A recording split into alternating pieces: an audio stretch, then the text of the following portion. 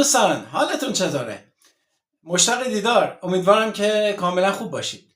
اگر خاطرتون باشه چندی قبل من آخرین برنامه آموزش زبان امام آفتابه ها رو خدمتتون عنوان کردم و قول دادم که در یک فرصتی بیام و این اسلاید ها یا مثال های امام آفتابه ها رو که بر اساس اون درس خاص بیان میشد خدمتتون بگم.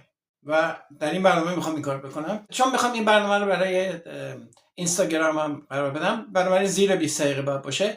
اگه خاطرتون باشه 101 مثال بودش که در دروس مختلف کل این درس هم 35 تا درس بود. از tenses زمانها شروع میشد تا AKA یعنی also known as یا به عبارت دیگه که درس خیلی جالبی هم هستش.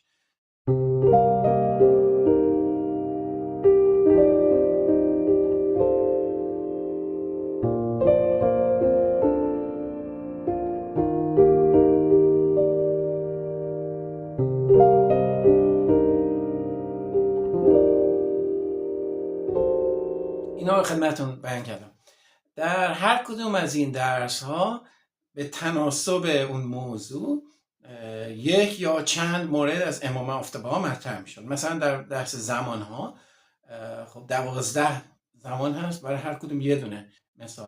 یا برای اون درس دیگه hyphenated words اومدم چندین مورد hyphenated words رو کنار هم قرار دادم با امام آفتابه که احتمالا ملاحظه کردید. این شا 101. حالا چرا 101؟ خب میتونه کمتر باشه میتونه بیشتر باشه. این که وحی منزل نیست به قول آخونده، که فقط برای اینکه در علوم شما میدونید که 101 عدد زیبایی هستش، نشون میده. مثلا داری فیزیک 101 یعنی یک کتابیه یا یه درسیه که به کلیات میپردازه. من منظورم همین بودش، یعنی این 101 مورد از دید من اون 35 درسی که خدمتتون دادم بیس زبان انگلیسی هستش. البته کامل نیست، قطعا کامل نیست. هیچ درسی هر کی میگه من آنچه کس پیدا نکنن من نزد من خواهیم، این همه دریوریه. اوکی؟ با پوزش از همکار خود من نمیدونم اینو لوله کن اینو فلان کن، این نیست، اینجوری نیستش. اگه بخواد خوب یاد بگیرید، اگه بخواید یه مقداری بلد باشی که حالا خیلی چیز نشه. پس کاری که الان من میکنم میام دونه دونه اینا هر کدوم از این اسلاید ها اون درس خاص به علاوه شمارش اونجا هستش. مثلا شماره 1 از درس تنس این به این صورت. پس سعی میکنم که با موسیقی مناسب اینها رو همراه کنم زیر 20 دقیقه تمام بشه که برای اینستاگرام هم مناسب باشه.